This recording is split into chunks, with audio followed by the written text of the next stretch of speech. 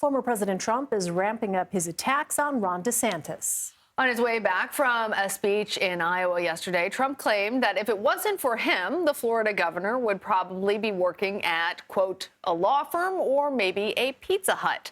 The former president also suggested he regrets giving DeSantis his endorsement back in 2018. The GOP star is widely expected to launch a 2024 bid of his own, and DeSantis visited Iowa on Friday. CBS News political correspondent Caitlin Huey-Burns joins us now. Hi there, Caitlin. So on Red and Blue tonight, you will discuss Donald Trump's speech in the Hawkeye state last night, where he took shots at Ron DeSantis. Why is the former president ramping up these attacks right now? Hey, Elaine. Well, the former president appears to be looking at polling that shows that Ron DeSantis is really the only potential challenger who could get the same numbers as Donald Trump is. If you look at the latest Iowa poll by the Des Moines Register, they're about the same in terms of their favorability numbers. And voters have been suggesting that they're open to looking at other candidates. In that same poll, those who said that they were definitely supporting Trump, that number had dropped in the past 2 years by about 20 points, which shows that Republican voters, at least in Iowa at this point, are open to looking elsewhere for candidates. So the idea that DeSantis was there just last week attracted a crowd of about 1,000 people, which is less than Donald Trump did, but more than some of these other potential rivals. He is seen, the Florida governor is seen as the person that could potentially go toe-to-toe with him. So it's no surprise, really, that he's taking these shots at him now. Well, let's talk a little bit about DeSantis' position on certain items. He told Fox News' Tucker Carlson that protecting Ukraine is not a key U.S. interest. I'm wondering, Caitlin, is this view becoming more widespread in the Republican Party?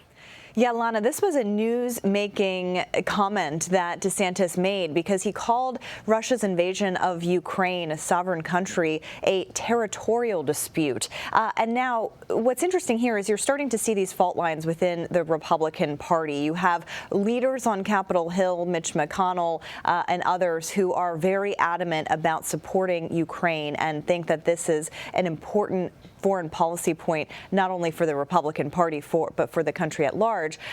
In an interview that I had with Mike Pence a couple of weeks ago, he also made that point about how critical it is for the U.S. to keep sending money and resources to Ukraine in terms of protecting democracy. And on the other hand, however, you have Donald Trump and now Ron DeSantis espousing this view of focusing more on efforts here in the United States and less abroad. And what you heard from DeSantis yesterday was echoing what Donald Trump has said.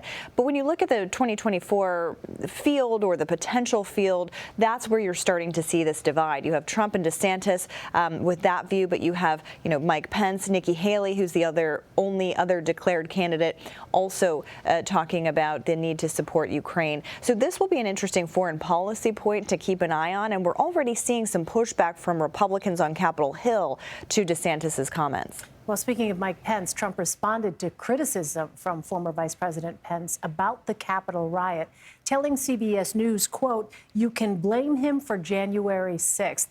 Walk us through tensions between the two men on this issue.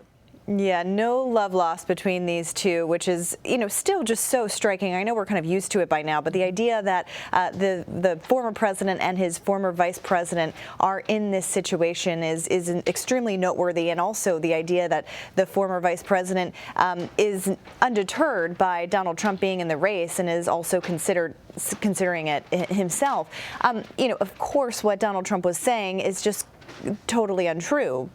Pence had no ability to overturn the election results, but it does show that more than 2 years later, this is still something on the top of the former president's mind. When Mike Pence over the weekend at his comments that he gave at the Gridiron dinner, he really was more forceful than he's been before in criticizing Trump there. So that appears to be something to keep an eye on here, and it appears to have gotten under Donald Trump's skin.